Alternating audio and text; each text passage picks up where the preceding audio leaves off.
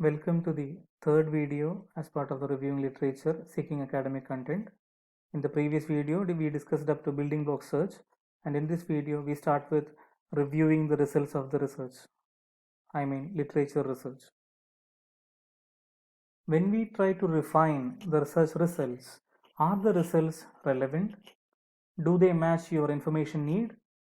And you can also use the title and abstracts of the research work to see whether it suits your research objective, and sorting by time and other parameters. This can be done. Critically analyzing your information sources is yet another method wherein you can check whether the author is having sufficient credentials, academic background, scientific experience, affiliations, etc. You can check for the peer review status, publication date, as well as the publisher's profile, then intended audience, and go for a content analysis. For example, you should be double checking the facts and figures, citations, discourses, kinds made in the arguments. And beyond everything, you are expected to respect the copyright. You have to use proper citations. You can choose MLA, APA, Chicago, anything based on your university requirement or your journal requirement, but make use of as reference management tool. Documenting the search process. Why we are spending so much of time on this? It clearly outlines your search tools and databases. You can justify your process. I have done like this scientifically. That is the way in which you have to do. And you can outline the search terms and combinations of search terms, which will be very helpful as a leading guide to an ex researcher. And outline your search strategy, which can defend your arguments. You can also outline the considerations on choice of refinement options and also the selection criteria. The selection criteria may be for inclusion as well as for exclusion. For example, if I want a country specific study, if I want Indian specific studies, I can include the studies with India and I can exclude the studies beyond India. Like that way, you can have inclusion as well as exclusion criteria. You are then requested to have a systemic review of literature wherein you follow all these summation of these activities.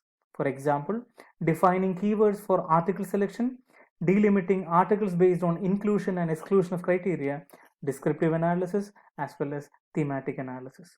Please read the references by Tranfield. Then you can also have, for social science purposes, you can clearly go for search process in databases like in the first phase, Web of Science and Scopus. Second phase, Elsevier, Wiley, Emerald, ProQuest, Sage, Springler, and Taylor and Francis. You have to get into those libraries which have access to these libraries or databases because it is paid databases. After that particular whole work has been done, what should I do? I should prepare this table, the summary table. I have to make note of the author, I have to make note of the year of publication, I have to make note of the method used by the author, the constructs used by the author, the findings and citations. This is from where you can write reviews based on your study. In your study, you have to review all those people who have studied on that particular construct, especially the major people with maximum citations. With these summary table, you will be able to write proper reviews and not just copy paste paragraphs. Normally in Indian theses, it is criticized that we write copy paste paragraphs as reviews. So we should see that we are writing proper reviews which are in our own words, honoring the content, honoring the idea of the original author, but not having matching content or similarity index, which might be found out by the softwares for checking plagiarism, which is stronger like Authenticate, Turnitin, like that, or a weaker one like Urkund. But still, to reduce matching content, this is the best way. From this row, each row, you can write a sentence. Not only a sentence, you can even write a paragraph if you need.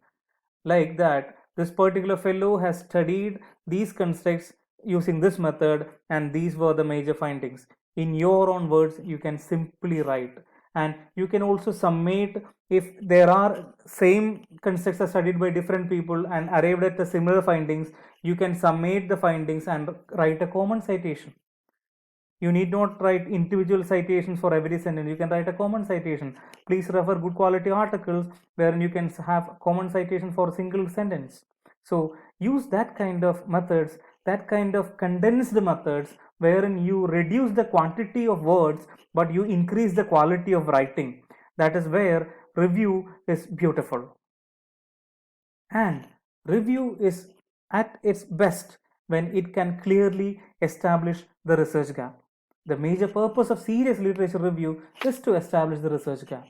The research gap is defined as a topic or area for which missing or insufficient information limits the ability to reach a conclusion for a question by the decision maker. And the research scholar or the researcher is trying to fill this particular gap so as to equip decision makers, so as to facilitate policy implications, so as to facilitate social well-being.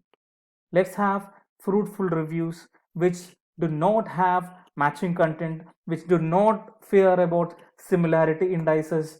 We have a structural review which can be a model for our fellow beings. Thank you for listening.